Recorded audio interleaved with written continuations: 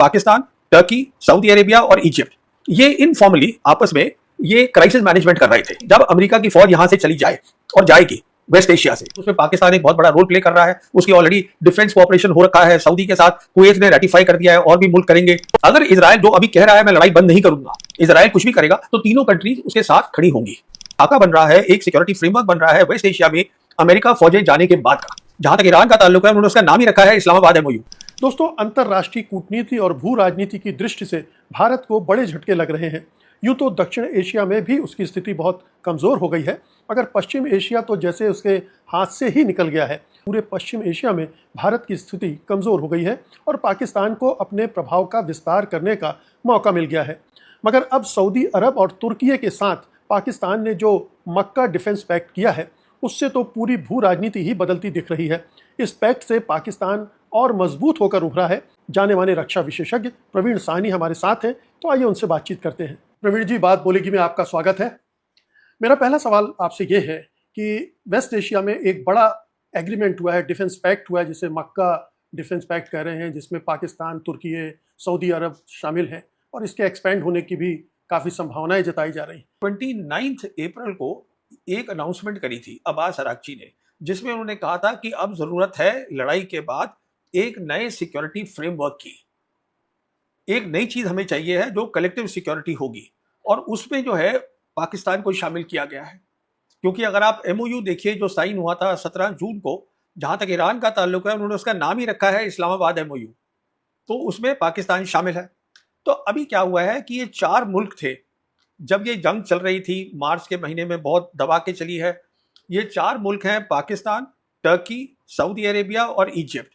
ये इनफॉर्मली आपस में ये क्राइसिस मैनेजमेंट कर रहे थे। उसमें क्राइसिस मैनेजमेंट में क्या था कि जैसे रीजनल कंट्रीज को बताना कि भाई देखिए आप जो है लड़ाई को बढ़ाइए मत, ये सब बातें कर रहे थे। अब वो चीज़ फॉर्मल हो गई है। इजिप्ट को छोड़ के बाकी जो 3 कंट्रीज हैं, जो कि टर्की हो गई, सऊदी हो गई और पाकिस्तान हो गई, और अब जो फॉर्मल एग्रीमेंट आया है, पाकिस्तान जो फॉरेन ऑफिस है उन्होंने 7 अगस्त को एक प्रेस नोट निकाला है, जिसमें उन्होंने बताया है कि ये इसमें 2 खास बातें हैं। एक बात है कलेक्टिव सिक्योरिटी, जो मैंने आपको बताया कि जब अमेरिका की फौज यहां से चली जाए और जाएगी वेस्ट एशिया से, तो उसके बाद क्या होगा कि सारी जो वेस्ट एशिया की कंट्रीज हैं और ज्यादातर मुस्लिम कंट्रीज हैं, शिया सुन्नी का कोई मतलब नहीं है, मुस्लिम कंट्रीज हैं, ये आपस में बैठ के अपनी सिक्योरिटी तय करेंगी। उसमें पाकिस्तान एक बहुत बड़ा रोल प्ले कर रहा है। उसकी ऑलरेडी डिफेंस कोऑपरेशन हो रखा है सऊदी के साथ, कुवैत ने रेटिफाई कर दिया है और भी मुल्क करेंगे। तो आपस में बैठ के अपनी सिक्योरिटी, अपनी और प्रॉब्लम जो है उसको रिजॉल्व करें, इसे बोलते हैं कलेक्टिव सिक्योरिटी। दूसरी बात है कलेक्टिव डिटरेंस। इसका मतलब यह है कि अगर कोई बाहर की कंट्री है या वेस्ट एशिया में इशारा है इजराइल की तरफ, अगर इजराइल जो अभी कह रहा है मैं लड़ाई बंद नहीं करूंगा, और उसकी ड्रीम आप जानते हैं ग्रेटर इजराइल बनाने की है, उसके रिश्ते टर्की के साथ अच्छे नहीं हैं। अब वो दोनों आपस में कुछ करते भी रहते हैं, पर ओवरऑल जो है वो कह रहे हैं कि हमें खतरा है। अब ये इशारा साफ है कि अगर आप कुछ भी करेंगे, एक 3 कंट्री में से इजराइल कुछ भी करेगा, तो तीनों कंट्रीज उसके साथ खड़ी होंगी। तो ये 2 बातें हुई हैं इसमें जो खास बात है। इसका मतलब ये होगा कि अगर हिंदुस्तान और पाकिस्तान की जंग होती है, तो अगर पाकिस्तान को जरूरत है इन 2 कंट्रीज की, किस तरीके की मदद चाहिए, ड्रोन्स चाहिए मान लीजिए टर्की से, या कुछ और सामान चाहिए, कुछ सऊदी से चाहिए, तो वो उसको प्रोवाइड करेंगे। जंग जो है अगर वो कहेंगे कि आके हमारे साथ जंग लड़ो तो दूसरी बात है, लेकिन एग्रीमेंट में ये प्रोविजन तो है। हाँ, मैं मान गया आपकी बात, पर क्या होगा कि जहां तक पाकिस्तान का ताल्लुक है, पाकिस्तान जो है वो लड़ाई करेगा हिंदुस्तान के साथ चीन की मदद से, जो हमने सिंदूर में देखा था। उसी तरीके से अगर टर्की और इजराइल की जंग होती है, ये टर्की डिसाइड करेगा अगर उसको पाकिस्तान चाहिए, किस तरीके से चाहिए। तो ये लिखना कि attack on one is attack on all 3, इसका मतलब ये नहीं है कि उनकी फौज वहां पे जाके खड़ी हो जाएगी। इसका मतलब ये है अगर जरूरत होगी फौज की, क्योंकि टर्की की जो मिलिट्री है बहुत स्ट्रांग है, और उनको कई और चीजें चाहिए हो सकती हैं, मान लीजिए पाकिस्तान से, कुछ सऊदी से, तो ये तीनों मुल्क जो है एक साथ खड़े होंगे, और इसमें और मुल्क भी जुड़ेंगे। इसमें अभी इजिप्ट भी जुड़ेगा, पर उसमें वक्त लगेगा। वक्त इससे लगेगा क्योंकि इजिप्ट का एक कैंप डेविड अकॉर्ड है 1979 का इजराइल के साथ, जिसका मतलब यह है कि इजिप्ट किसी भी एग्रीमेंट में नहीं जा सकता जो इजराइल के खिलाफ हो। तो ये यहाँ पे दिक्कत आ रही है। तो और भी आएंगे, कुवैत भी इसमें आएगा, कतर भी आएगा। अच्छा, एक बात इंपॉर्टेंट क्या है, ये एग्रीमेंट तो है ही है, पर जो बाइलैटरल एग्रीमेंट भी है वो भी है। वो बायलैटरल एग्रीमेंट ऑटोमेटिकली इसमें नहीं चले जाएंगे, वो अलग है। तो ये बेसिकली एक खाका बन रहा है, एक सिक्योरिटी फ्रेमवर्क बन रहा है वेस्ट एशिया में अमेरिका फौजें जाने के बाद का। जी, लेकिन जो आपकी बात को मैं आगे बढ़ा रहा हूँ, अभी जब ईरान पर हमला किया और ईरान ने भी सऊदी अरब में जो अमेरिकी अड्डे थे उन पर हमला किया, तो पाकिस्तान ने 15,000 सैनिक भेजे वहाँ और अपने एयरक्राफ्ट भी भेजे। तो चूंकि सऊदी अरब पर हमला हो रहा था, इसलिए पाकिस्तान भी उसकी मदद के लिए तैयार हो गया। तो ये एक जो भी इस पैक्ट में शामिल हो रहे हैं, उनके बीच बेशक अभी खुल के ना कहा जा रहा हो, लेकिन ये ऐसी सूरत जब बनेगी तो ऑफकोर्स वो जुड़ेंगे, मदद भी करेंगे। ऑपरेशन सिंदूर के समय भी टर्की मदद कर रहा था। तो ये भारत के लिहाज से मैं सोच रहा हूँ कि पाकिस्तान ने अपने आप को और भी ज़्यादा मजबूत कर लिया है। देखिए, मैं ये इसको इस तरह नहीं बोलूँगा। जो पाकिस्तान और सऊदी का एग्रीमेंट हुआ है वो 2025 में हुआ था, ठीक है ना, वो पहले हो गया था। और जहाँ तक अगर आप देखिएगा तो 1970 से जो पाकिस्तानी एयरफोर्स है, पाकिस्तानी मिलिट्री है, वो सऊदीज़ की मदद कर रही है, वहाँ उनकी फौजें जाती हैं। जो चीज़ हो रही थी उसको उन्होंने फॉर्मल कर दिया है।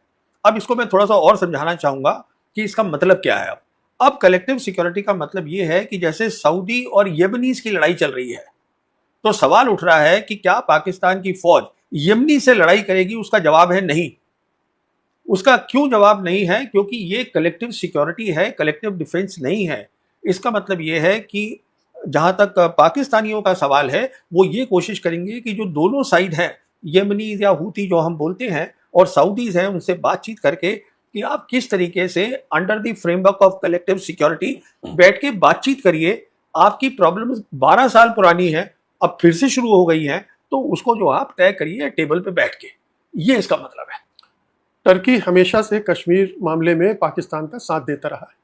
अब कश्मीर का मामला अगर फिर से पाकिस्तान उठाने की कोशिश करता है तो इसे और भी ज़्यादा सपोर्ट मिलेगा इस पैक्ट के होने के बाद। और इसका अगर एक्सपांसन होता है उस एरिया में, जैसा आप बता रहे हैं कि दूसरे देश भी अभी शामिल होंगे।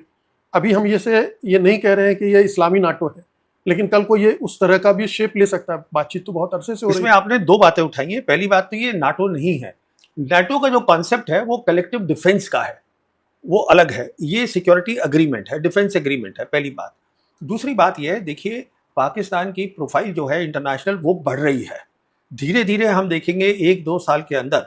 अभी उन्होंने ऑलरेडी एक डिफेंस कोऑपरेशन एग्रीमेंट कर लिया है सोमालिया के साथ, मतलब वो अफ्रीकन कॉन्टिनेंट में भी पहुंच गए हैं।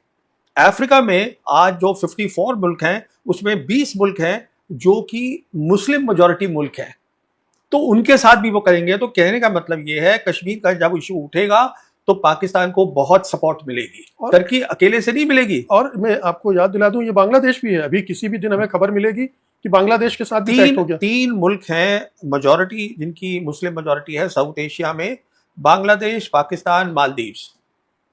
आप देखेंगे ये तीनों एक साथ खड़े होंगे। कश्मीर का जो इश्यू है ये अब पाकिस्तान की बैकिंग बहुत है। रशिया कुछ नहीं बोलेगा पर चाइना बैक करेगा किसी तरीके से, चाहे यूनाइटेड नेशंस में करे या कहीं करे, वो करेगा। और अमेरिका तो है ही साथ में इसके। देखिए, पाकिस्तान आज इकलौता मुल्क है जो तीनों बड़ी ताकतों के साथ उसके रिश्ते अच्छे हैं, और कोई कंट्री नहीं है। और पूरे वेस्ट एशिया में अपनी पकड़ बना रहा है। नहीं, देखिए वो पकड़ मैं नहीं बोलूंगा, ये एक नया वर्ल्ड ऑर्डर बनाया जा रहा है